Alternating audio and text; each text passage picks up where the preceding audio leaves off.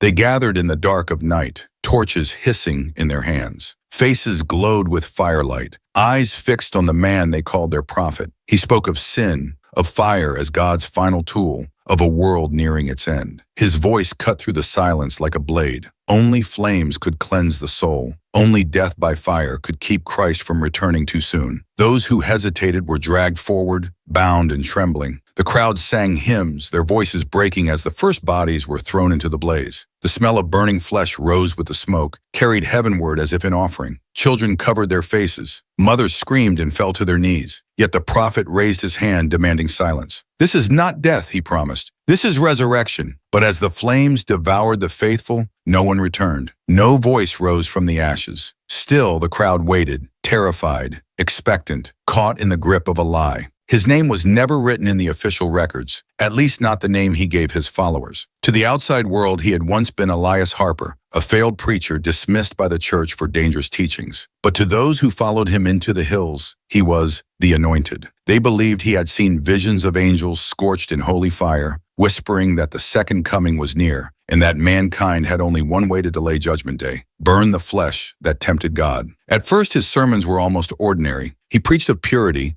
of rejecting the corruption of modern life. He quoted scripture with a voice that shook, not with fear, but with conviction. But then came his revelations, dreams of Christ descending, only to be halted by a wall of flames. He told his people that God demanded sacrifice, that the fire they lit was not destruction, but preservation. Each flame they raised bought humanity more time, a pause in the divine clock that ticked toward the world's end. Families sold their homes and followed him into the wilderness. They abandoned farmland, jobs, entire villages, drawn by his promise of salvation. Children grew up reciting not prayers of mercy, but chants of fire. They practiced by burning small offerings, cloth, wood, animals. And each time the smoke rose, Elias told them it was proof. The heavens responded. The world lingered a little longer. But there was always the question, when would they offer themselves? Elias never answered directly. He only spoke of chosen ones, martyrs whose blood would ignite the way for the rest. Whispers spread through the camp. Some were afraid. Others longed to be called. To die in fire was not seen as horror. It was seen as honor. When the first man stepped forward, it shocked even those who had whispered readiness. He was a farmer named Thomas, father of 3. He walked into the circle of torches without trembling, his children watching from the crowd. Elias laid a hand on his shoulder and declared him the first true soldier of God. Bound in ropes, Thomas did not struggle. He closed his eyes as the flames swallowed him. His screams pierced the night, but when they fell silent, Elias spoke louder. He walks with Christ, but he holds the world in place. The effect was electric. The camp erupted in tears, hymns, cries of belief. Some swore they saw a shape in the smoke, a shadow of a man walking upward. The children believed, the wives believed, and those who doubted said nothing, for fear that doubt itself might condemn them. Soon more stepped forward. Some were chosen, some volunteered. The fire pit was never cold. Ashes piled high, buried under dirt when the stench grew unbearable. But each new death was rebranded as victory. Elias spun every horror into triumph. Every scream became a sermon. Every charred body became another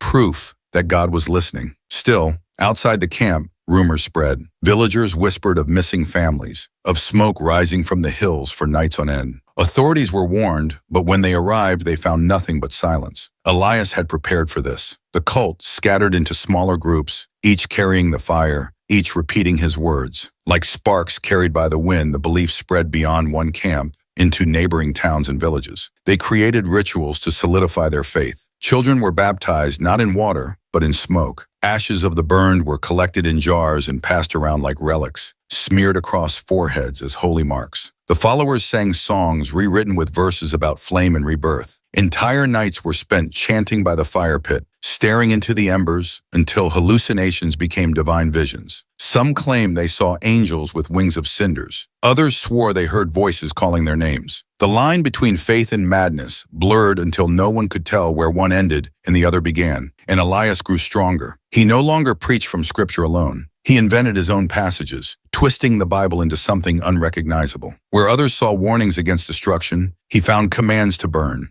Where others saw mercy, he declared punishment. His voice became law, his words carried as if from heaven itself. People gave him their wealth, their loyalty, their very lives, and he gave them back only ashes. The question that haunted the camp never faded. Would Elias himself step into the fire? Some believed he would. Others secretly doubted, but no one dared ask aloud. For in the world Elias created, questions were heresy, and heresy was fuel for the fire. As the years passed, the cult did not vanish into obscurity. It grew. Villages that once whispered of Elias now spoke his name openly, some with fear, some with reverence. Travelers passing through claimed to have seen columns of smoke rising from hidden clearings, where fire pits roared night after night. Local authorities dismissed these tales as superstition, but the disappearances told another story. Families vanished without explanation, their homes left abandoned, meals half-eaten on tables, animals left untended. Something was devouring entire lives, and it was not famine or war, it was belief. Elias, ever cunning, understood that secrecy alone would not sustain his movement. He transformed his rituals into theater. Witnesses described scenes of firelit processions where followers carried torches high, chanting in unison. Women in ash-stained robes walked barefoot on coals. Men smeared soot across their faces like war paint. At the center of it all stood Elias, elevated on a wooden platform, arms stretched wide, as though he himself were the conductor of a symphony made of screams. His words no longer sounded like sermons. They sounded like commands from another world. The sermons grew darker. Where once he had spoken of delaying Christ's return, he now spoke of becoming the very guardians of earth, protectors of humanity against the wrath of God himself. The paradox was striking. To save mankind, they destroyed mankind. To preserve life, they sacrificed it. But inside the circle of fire, contradiction no longer mattered. Elias's voice smoothed over every doubt, every terror, weaving them into a single narrative, that suffering was holy, and flames were the only prayer heaven heard. Entire families began offering themselves. Fathers led wives and children forward, convinced that stepping into the fire together ensured reunion in eternity. It was no longer just individuals, but lineages consumed, whole bloodlines erased in a single night. The pyres became larger, stronger, built not for one body, but for many. Villagers passing in the distance reported seeing towers of flame that stretched into the sky, their smoke blotting out stars. Some believed the world was ending then and there, but beneath the devotion, fear festered. Not all followed willingly. There were whispers of those who tried to escape, mothers who clutched their children and fled under cover of darkness, fathers who refused to give themselves to the fire and were branded traitors. These dissenters rarely survived long. Cult loyalists tracked them down, dragging them back to the circle of torches. Elias made examples of them, burning them slower, prolonging their screams, declaring that even betrayal could be purified in flame. It was during these purges that the cult's transformation became complete. What had begun as the vision of one preacher was now a self-sustaining machine of fear. Doubt was impossible to express openly. Any hesitation, any questioning, was met with suspicion, and suspicion itself was a death sentence. Followers began turning on each other, each desperate to prove loyalty by condemning someone else. Fire had become more than ritual. It was justice, punishment, absolution, and spectacle. One account, preserved in the testimony of a villager who escaped, describes a night when Elias ordered an entire family accused of doubt to be burned together. The father pleaded, the mother screamed, the children cried. The crowd hesitated, shaken by the raw humanity of it. For a moment, silence fell over the fire pit, and then Elias raised his hand. "Would you rather defy God?" he thundered. The crowd, terrified, obeyed. The family's cries were drowned in flame. That night, dozens more offered themselves voluntarily, desperate to erase any suspicion of weakness. Outside the cult, fear and fascination spread in equal measure. Stories of the fire people reached city newspapers, often dismissed as exaggerations. Some journalists attempted to find the camps, but most never returned. Authorities, pressured to act, sent patrols into the hills. They found blackened clearings littered with bones, but no living souls. The cult moved like smoke itself, always present, never caught. Each failed attempt to stop them only deepened the myth of their invincibility. For the faithful, Elias's promises grew bolder. He began to speak of a great resurrection, not of one man, but of many. He promised that the martyrs burned in his fires would return at the appointed hour, rising not as frail humans, but as beings purified of sin. They would walk again, immortal, clothed in flame. And when that day came, they would shield the world from Christ's wrath. He pointed to the ashes as evidence, insisting they still contained the breath of life, waiting to be called back. Followers gathered around those ashes as if waiting for the dead to stir, and yet no one ever returned. The ashes remained cold. The bones lay silent. Families who gave themselves vanished for, still, the people believed. Because to admit the truth that the dead were gone would unravel everything. Their lives, their losses, their sacrifices would mean nothing. And nothing was more unbearable than meaninglessness. The cult grew not because its promises were proven true, but because they could never be proven false. Every silence was explained as divine mystery. Every unanswered prayer became a test of faith. Every death was another step closer to salvation. And the more that was lost, the more impossible it became to turn back. To leave the cult meant admitting that fathers, mothers, children had died for nothing. And so they stayed. And so they burned. And so the fire spread. The cult had lived in shadows long enough. By the time authorities began to understand the scale of what was happening, Elias Harper's followers had grown into thousands, scattered across counties, bound together by fire. Camps dotted the hills like scars on the earth, each with its own pit of ashes, each singing the same hymns Elias had composed. By then he was less a man than a legend. Some whispered he could not die, that he walked through flame unharmed. Others swore they saw angels beside him, their wings charred but radiant, urging him on. Officials launched raids. Patrols descended into the hills with rifles and lanterns. They found blackened ruins, circles of char where fires had burned days before, and symbols scorched into wood and stone, crosses inverted, scriptures rewritten into mantras of fire. Sometimes they found bones, children's bones. The authorities tried to cover these details in their reports, but the whispers escaped. Journalists pieced together fragments. The words fire cult began to appear in print. But no matter how loud the warnings, Elias always seemed one step ahead. Then came the night that would seal the cult's place in infamy, the night of 1,000 flames. It began with Elias announcing a vision. He declared that Christ's return was imminent, closer than ever, and that only a sacrifice unlike any before could prevent it. Not one man, not one family, but hundreds together. He called it the Great Offering. Preparation consumed weeks. Camps worked like armies. Men cut down forests, dragging timber to the center of the valley. Women collected cloth and rope, weaving banners daubed with soot and ash. Oil was stolen from towns and stored in barrels, guarded day and night. Children were drilled to chant hymns without rest. By the end, the pyre towered higher than houses, a grotesque monument of wood and pitch, designed not to burn quickly but to endure. An inferno that would last until nothing was left to give. On the night itself, witnesses claimed the sky glowed red long before they reached the clearing. Entire forests seemed alive with firelight. At the center stood the pyre, massive,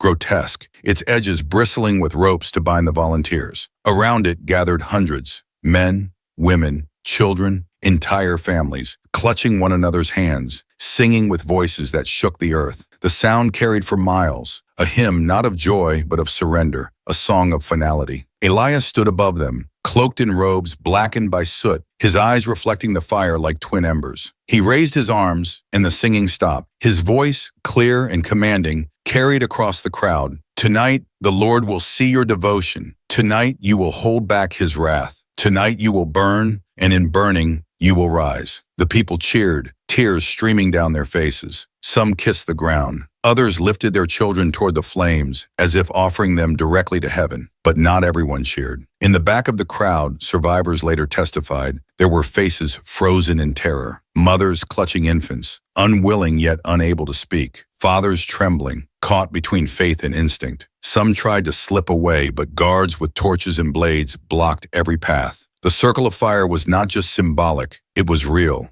and it was closing in. Then Elias gave the signal. Torches were thrown, and the pyre erupted. Flames climbed higher than trees, painting the night in orange and crimson. The heat seared skin from yards away. And into that inferno, people stepped willingly. Some held hands, some sang, some screamed. The fire devoured them, and the crowd roared louder, believing they witnessed the birth of saints. The smell was unbearable, flesh and hair and smoke mingling into one suffocating cloud. Witnesses described hearing the cries of hundreds all at once, merging into a sound that was neither human nor animal, but something monstrous, unforgettable. Authorities, alerted by villagers, approached from miles away and saw the sky itself burning. But by the time they arrived, it was too late. The pyre was ash, the crowd scattered, and Elias was gone. What remained was silence, except for the crackle of dying embers and the stench that lingered for weeks. No bodies remained intact, only fragments of bone fused into blackened earth. The night of 1,000 flames broke the illusion for some. Survivors fled, horrified by what they had seen. A few defectors whispered to authorities about Elias's manipulations, his control, his cruelty. They described children forced to watch parents die, teenagers drugged before being led to the flames, dissenters bound and gagged so their screams wouldn't shake the faith of others. These testimonies painted a picture darker than any outsider had imagined. Yet for every defector, 100 remained faithful, insisting that the sacrifice had worked, that the second coming had been delayed again. And Elias himself? He was never found that night. Some said he escaped into the forest,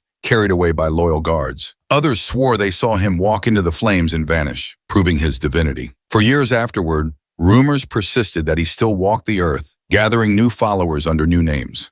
Authorities searched, interrogated, hunted, but Elias Harper slipped through every net as if the fire itself had swallowed him whole. The aftermath was catastrophic. Villages lived in terror, never knowing if the cult would return. Parents locked their children indoors at night. Priests warned their congregations not to stray too far into the hills. The landscape itself bore scars: blackened clearings, charred trees, soil poisoned by ash. The Night of 1,000 Flames became legend, whispered in taverns, recorded in journals, printed in cautious columns in newspapers. It was no longer merely a story of fanaticism, it was a warning. Testimonies from those who escaped painted a haunting contrast. One woman who had carried her son away in the chaos told authorities she still woke at night hearing his cries, not of fear, but of longing. The boy had begged her to let him burn, convinced he would rise again in glory. Another survivor described the silence afterward. There were no angels, no miracles, only the crackle of fire eating everything we loved. We gave our lives, and heaven gave nothing back. Their words became evidence, but evidence did not stop belief. Meanwhile, within the cult's remnants, Elias's disappearance only deepened faith. If he had escaped, it was proof of his divine protection. If he had burned, it was proof of his resurrection. Either way, his absence became more powerful than his presence. Followers whispered that he had become flame itself, that his spirit flickered in every torch, every candle. Children were told that when they stared into embers, Elias was staring back. Authorities debated whether to declare the cult extinguished, but they never dared say it outright. Too many families had vanished without trace. Too many camps had been found emptied, their fire pits still warm, and too many rumors persisted. Farmers claimed to see strangers passing in the night, carrying jars of ash like holy relics. Priests swore they found verses rewritten in Bibles left behind in their pews, promising salvation through fire. In some villages, parents forbade their children from singing hymns out loud,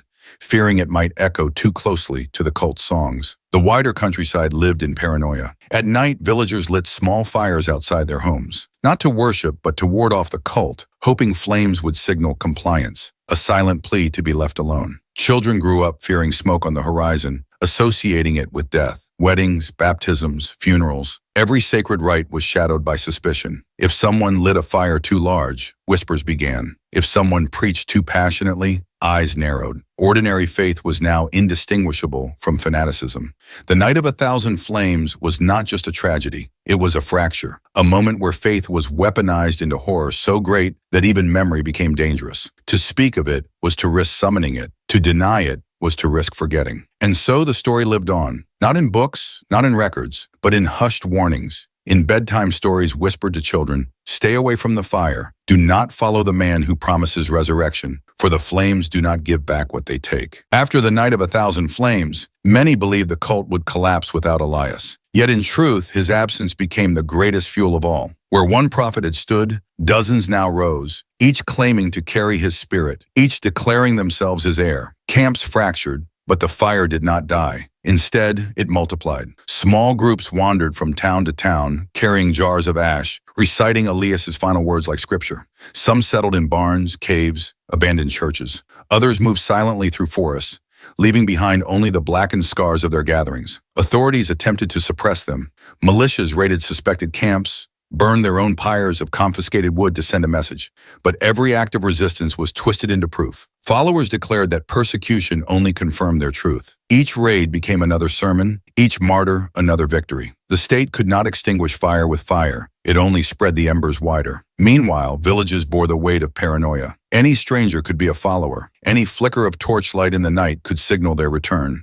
Children were warned never to accept gifts of ash, never to follow men who spoke of flame. But fear alone could not erase the allure. Some secretly still believed. Farmers whispered prayers at their hearths, torn between horror and the faint, desperate hope that maybe Elias had been right. After all, the world still turned. The second coming had not arrived. Perhaps the fire truly had bought them more time. For defectors, survival was its own torment. They were shunned by neighbors who feared they carried the cult's poison within them. Many could not sleep, haunted by the images of fire and screams. Some ended their own lives, convinced that they had damned themselves by leaving. Others tried to rebuild, but their children bore the stigma of fire blood, never trusted, never welcomed. The cult destroyed not only the faithful, but the ones who fled. New leaders exploited this despair. Some were former lieutenants of Elias. Others were opportunists who saw power in ashes. They retold the story of the great offering not as failure, but as triumph. They claimed Elias had transcended death and that his followers had saved the world from apocalypse. They promised his return, not in smoke, but in flesh. And desperate people listened. Always there were ears willing to hear that their suffering had meaning, that their losses were not in vain. The fires returned in smaller bursts. A family disappearing here. A barn set alight there. Villages awoke to the smell of smoke and the silence of missing neighbors. The authorities continued their patrols, but it was impossible to fight shadows. For every camp dismantled, two more seemed to appear, hidden deeper in the wilderness. The cult was no longer one movement, but many, fragmented, unstable, yet united by a single doctrine. Fire purifies and sacrifice saves. Some splinter groups grew even more extreme. One, calling itself the Children of the Ember, demanded that followers sleep beside open flames, believing dreams born in smoke were messages from Elias. Another sect, the Keepers of the Ash, carried urns of human remains on pilgrimages, spreading the dust over fields and claiming it would yield holy harvests. In one chilling report, villagers discovered a barn where an entire congregation had been locked inside and set ablaze, their leader insisting that the flames would hatch them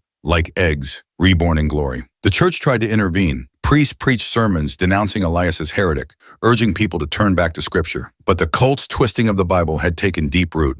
To those scarred by loss, the words of traditional faith felt hollow compared to the fire's promise of certainty. How could a sermon of mercy compete with a vision of fire so absolute, so terrifying, so demanding? Worse still, the authorities and the church often clashed. Officials wanted silence to erase memory of the cult and prevent panic. The church wanted exposure to purge heresy with confession. In the gap between them, the splinters thrived. Silence made Elias a myth. Condemnation made him a martyr. Every attempt to end the story only fed it further. For ordinary people, it became impossible to separate fact from legend. Was Elias truly alive, wandering in disguise? Did some of his followers actually survive the flames, hidden until the day of resurrection? Parents warned children never to repeat such questions aloud, but children whispered anyway. Fear alone could not erase fascination, and fascination, in time, becomes faith. By the end of that decade, the cult was no longer a single blaze, but a field of embers scattered across the land. Small,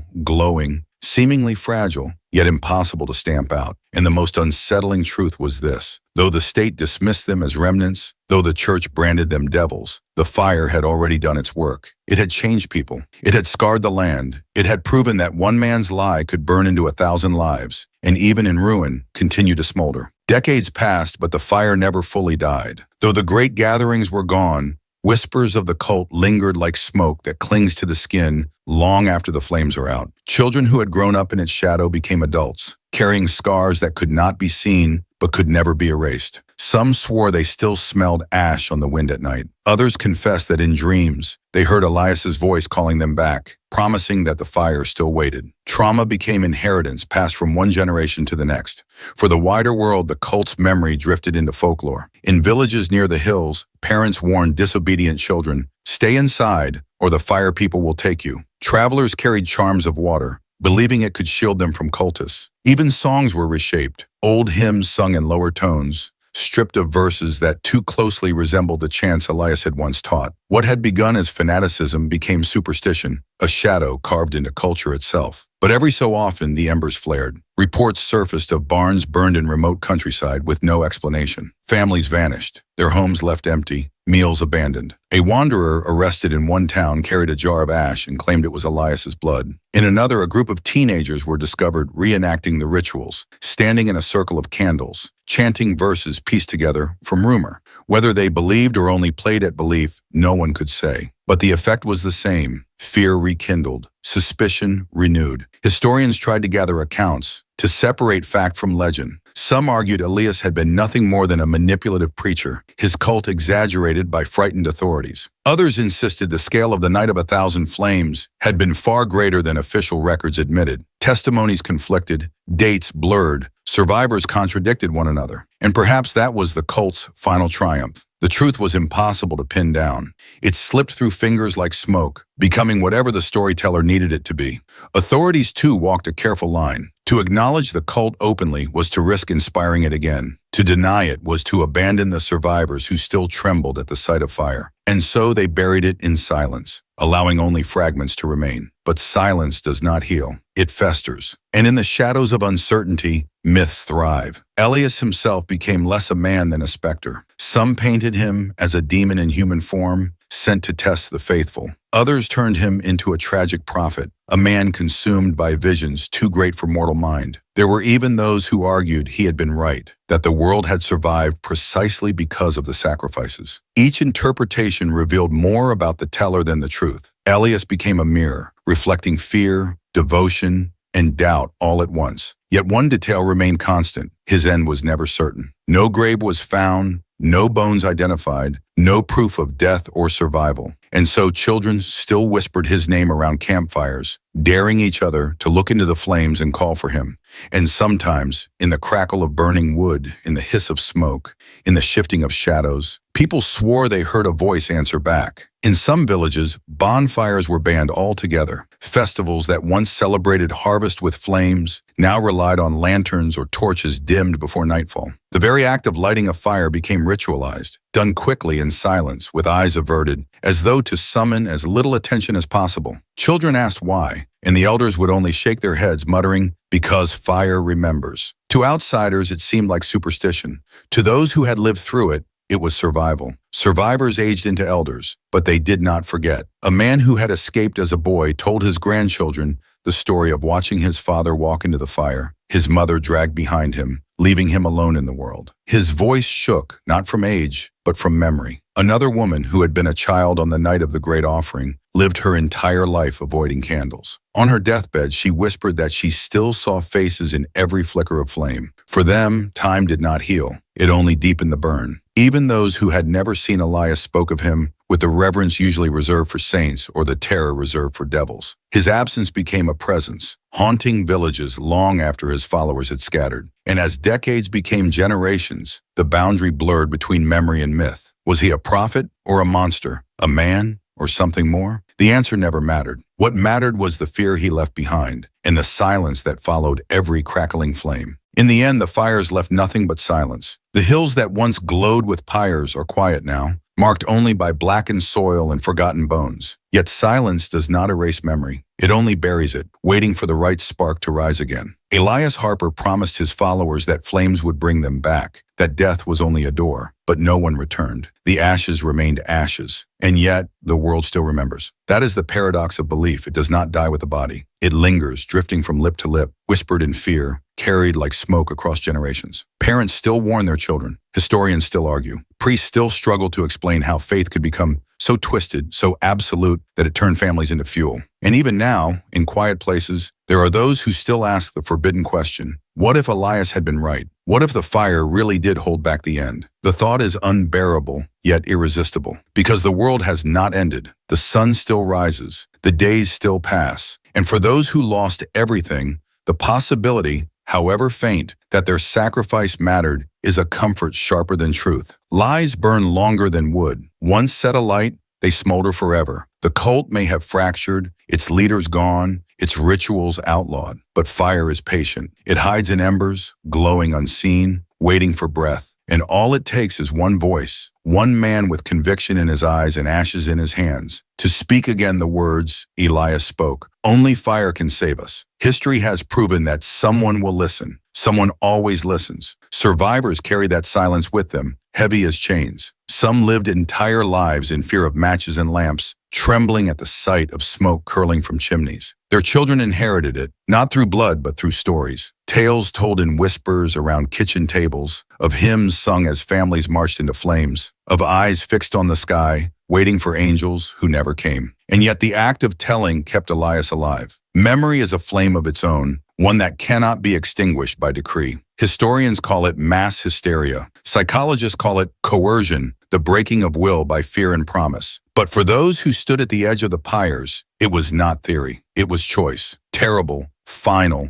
absolute choice. And the terror lies not only in the fire they faced, but in how willingly so many stepped forward.